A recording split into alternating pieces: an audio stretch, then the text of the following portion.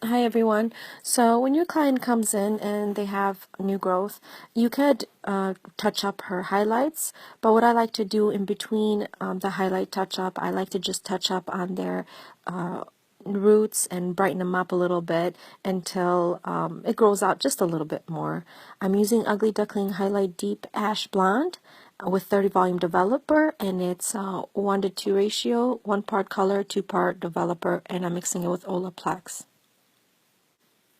I touch up only her new growth and I leave it in for about 35 minutes. And the last 5 minutes, I kind of run it down through the mid shaft just to kind of blend everything together. Now, if she has low lights, you wouldn't do this because then the new growth will become brighter than the rest of the hair. Only if they have really, really blonde hair with not that many low lights that this will work out. After I wash her hair, it's not dried yet. This is what it looks like, and you can already tell that it's not even necessary to do highlights right now. It kind of blends together, and when I blow dry, it's going to look a lot brighter. It looks almost like it's highlighted. You know, you can't really tell. There's no line of demarcation. You can't tell where her new growth was.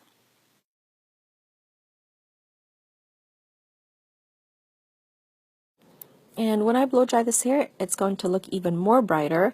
And as you guys can see, you can't even tell where the highlights stop or where where the new growth was. This is perfect. This is easy. It's simple, but yet it looks like you spend hours trying to, trying to lift her roots or try to bleach it out. No, you don't need all of that.